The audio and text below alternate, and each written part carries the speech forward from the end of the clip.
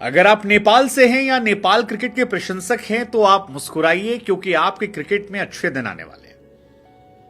आपको भी बुमराह और कोहली मिलने वाले हैं।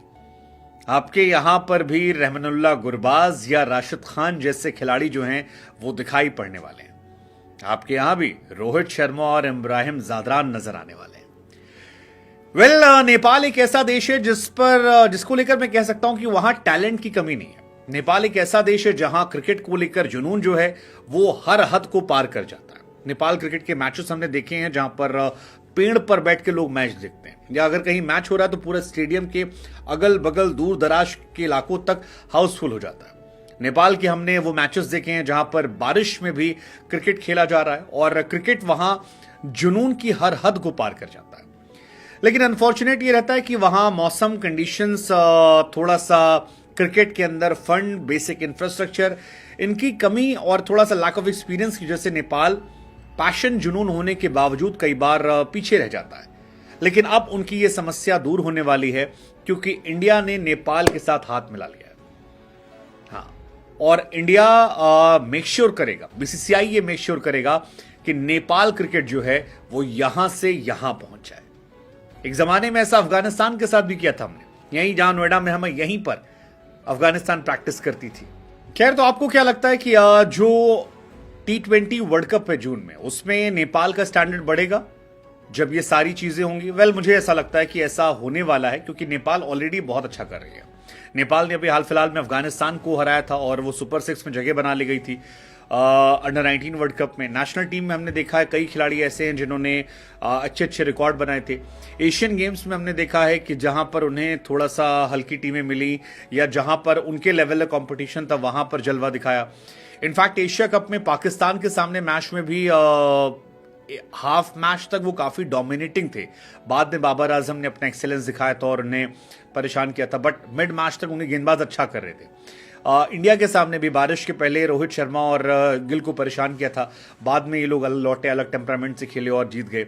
बट अगर आपको सारे इंफ्रास्ट्रक्चर मिल जाते हैं, अगर आपको ट्रेनिंग की अच्छी फैसिलिटीज मिलती है, अगर आपको स्टेट वाइज सारी टीमों के साथ मैच करवाए जाते हैं और T20 वर्ल्ड कप से पहले आप लगातार प्रैक्टिस करते हैं, अच्छे लोगों के साथ टफ कंपटीशन में प्रैक्टिस करते हैं, सो आई एम श्योर कि उनके क्रिकेट का स्टैंडर्ड जो है काफ़ी बेहतर होगा। और उसका लाइव एग्जाम्पल जो है वो अफगानिस्तान हमारे सामने है कि अफगानिस्तान का स्टैंडर्ड कितना अच्छा रहा। बीसीसीआई पावरफुल भी है, यहाँ लड़के आएंगे तो शायद IPL में भी सिलेक्शन होगा, क्योंकि कई लड़कों पर नजर जाएगी। सो पैसा भी आएगा, नाम भी बढ़ेगा, लेवल ही बढ़ेगा। So best wishes to Nepal cricket from my side, all the best. और अफगानिस्तान टीम ने उसके बाद क्या जबरदस्त परफॉर्मेंस की, हम सब ने देखा। तालिबान वाले इश्यूज जब चल रहे थे अफगानिस्तान में, क्योंकि क्रिकेट मैच होते नहीं हैं, तो अफगानिस्तान की टीम ग्रेटर नोएडा में प्रैक्टिस करती थी। यहीं पर उनको सारी फैसिलिटीज मिलती थी। उनके अंदर पोटेंशियल था, लेकिन उस पोटेंशियल को फिर मंच मिला और उसके बाद हम सब जानते हैं कि आज अफगानिस्तान क्रिकेट के स्टैंडर्ड जो है वो कहां पर है। आज अफगानिस्तान दुनिया में किसी भी देश को किसी भी कंडीशंस में कहीं पर भी हरा सकती हैं और उनके हराने पर कोई शौक नहीं होगा। आज अफगानिस्तान टीम के आपको ज्यादातर खिलाड़ियों के नाम ऐसे याद होंगे जुबानी। उनके स्पिनर्स का जलवा जो है वो दुनिया में बिखर रहा है। उनके बल्लेबाज जो हैं उनका कहर ऑलमोस्ट दुनिया की हर फ्रेंचाइज लीग में देखने को मिल रहा है। तो उनका जलवा तो जबरदस्त जलाल हो गया, लेकिन यही कमाल अब नेपाल के साथ भी होने वाला है, क्योंकि नेपाल क्रिकेट को बीसीसीआई ने जिम्मा संवारने की बात की है। वैसे नेपाल क्रिकेट ने जब इंडिया या पाकिस्तान के सामने एशिया कप में परफॉर्म किया था, तभी ये चर्चा शुरू हो गई थी कि अगर नेपाल क्रिकेट के हाथ को किसी मजबूत हाथ ने थाम लिया तो शायद वो राइज कर जाए, और वही इंडिया ने किया।